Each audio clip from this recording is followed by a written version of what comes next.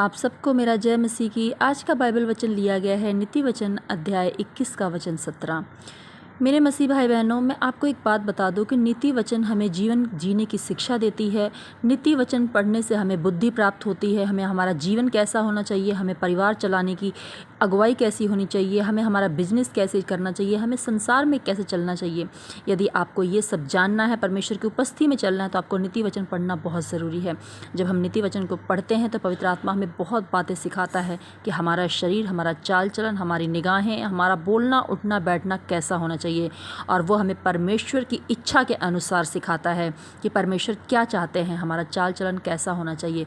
जब हम नीति वचन को पढ़ते हैं तो हमें आत्मा में बढ़ने में हमारी मदद होती है। हालेलुया। तो आज का वचन ये कहता है कि जो राग रंग से प्रीति रखता है वे कंगाल हो जाता है, और जो दाख मधु पीने और तेल लगाने से प्रीति रखता है वे धनी नहीं होते हैं। यहाँ बाइबल का वचन हमें ये बताता है कि यदि आप बहुत ज़्यादा संसारिक चीज़ों में हैं, शौक मौज में हैं, आप परमेश्वर की उपस्थिति में नहीं चल रहे हैं, सादा सिंपल जीवन नहीं व्यतीत कर रहे हैं, आपको ये लगता है कि सामने वाले ने फ्लैट ले लिया तो मैं भी कर्जा करके फ्लैट ले लूँ, मैं दूसरों को देख देख कर अपने शौक़ पूरा करूँ, अगर सामने वाला शोरूम के महंगे कपड़े पहन रहा है तो मैं भी अपने शौक़ को पूरा करूँ, मैं भी कर्जा लेकर, लोन लेकर, ब्याज पर पैसे लेकर अपने शौक़ को पूरा करूँ, रेस्टोरेंट में जाऊँ, महंगे कपड़े पहनूँ, तो बाइबल कहती है कि वो कभी भी धनी नहीं हो सकता, वो कंगाल हो जाएगा। क्योंकि परमेश्वर की सामर्थ तो हमारे साथ साथ होती है, लेकिन हमें साथ साथ बुद्धिमान होना भी बहुत ज़्यादा ज़रूरी है। क्योंकि बाइबल कहती है कि मैंने तुम्हें विवेक और बुद्धि दी हुई है।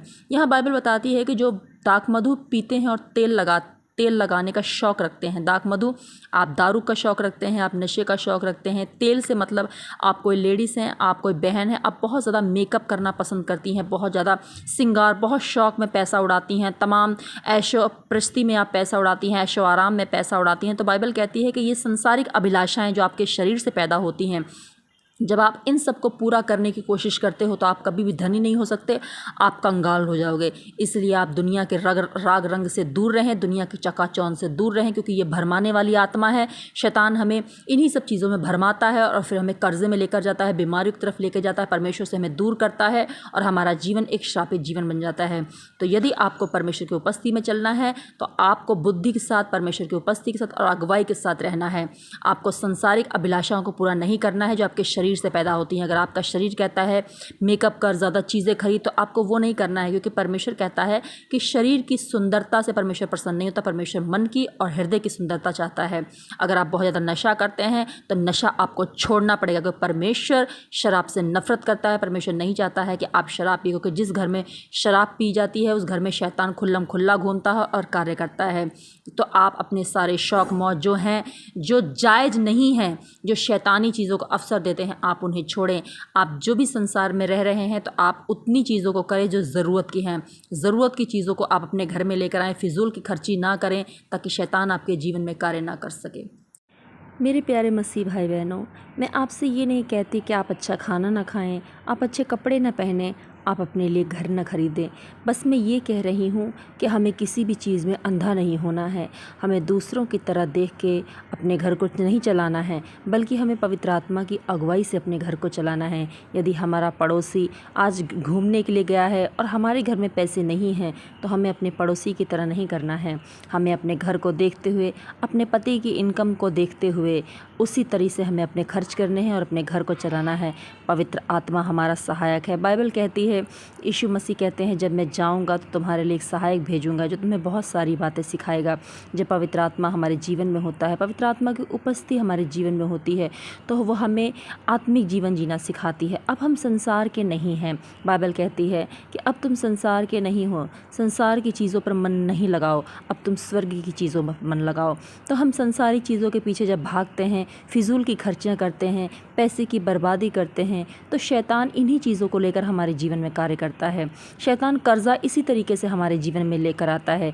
जब हमारे किसी पड़ोसी या हमारे किसी रिश्तेदार के पास कोई गोल्ड की ज्वेलरी होती है, तो शैतान हमारे मन में भी डालता है कि देख उसके पास है, तेरे पास नहीं है, और हमारा मन कहीं ना कहीं बहक जाता है और हम भी कर्जे लेते हैं, हम भी अपने पति से ज़िद करते हैं, तो हम उसी तरीके से कर्ज में आ जाते हैं। फिर हम वो चीज़ें कर्ज से लेकर आते हैं और हमारा जो जीवन होता है वो धीरे धीरे ख़राब होने लग जाता है। कर्जा हमारे जीवन में आ जाता है, उधार उधारी हमारे जीवन में आ जाती है।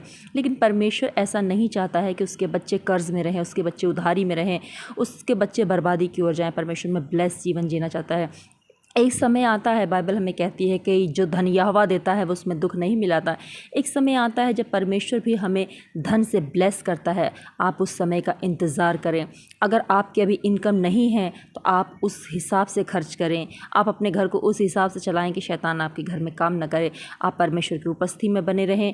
आप परमेश्वर से प्रार्थना करें। परमेश्वर एक समय लेकर आता है जब आपके जीवन में भी वो सारी कमियाँ पूरी होती हैं। आपके घर में भी परमेश्वर धन और महिमा देता है। लेकिन जब तक हमारे जीवन में ये सब चीज़ें नहीं हैं, हम अपने घर में फिजूल खर्ची ना करें। हम जो कुछ भी कमाते हैं अपने बच्चों के लिए सेविंग करें। हम जो कुछ भी कमाते हैं उसे परमेश्वर के कामों में इस्तेमाल करें, परमेश्वर के दान में इस्तेमाल करें, परमेश्वर के भवन के लिए इस्तेमाल करें, ना कि शराब पीने में, मेकअप करने में, दुनिया के मौज प्रस्ती में, दुनिया के ऐशो आराम में, अपने शरीर के भोग विलास को पूरा करने में। हम इन सी चीज़ों में पैसा ना उड़ाएं, क्योंकि ये पैसा शैतान के कामों में इस्तेमाल होता है। हमें उतना ही करना चाहिए जितना हमारे लिए ज़रूरी है। आप ज़रूरत की चीज़ें लें, ज़रूरत के मुताबिक आप कपड़े ख़रीदें, ज़रूरत के मुताबिक आप ज्वेलरी ख़रीदें, ज़रूरत के मुताबिक ही आप अपनी चीज़ों को, अपने शौक़ को पूरा करें। परमेश्वर चाहता है कि वो अपनी सुंदरता को अपने कपड़ों से नहीं, अपने शरीर से नहीं, बल्कि अपने मन की सुंदरता से परमेश्वर के सामने जाएं। हालेलुया। मेरे प्यारे मसीह भाई बहनों, मेरा विश्वास है कि जो भी आज मैंने बाइबल के वचन आपको बताए हैं वो आपके हृदय में बैठे हैं।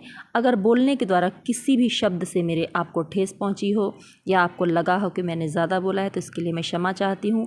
मैं वही बताती हूँ जो बाइबल में लिखा हुआ है और जो पवित्र आत्मा मुझे अगुवाई करता है। पवित्र आत्मा हमारा सहायक है और वो हमें बताता है कि हमारा जीवन कैसे होना चाहिए, हमारे घर कैसे चलाना है, हमारी लाइफ कैसे चलानी है, हमारी जॉब पे हमें कैसे चलना है।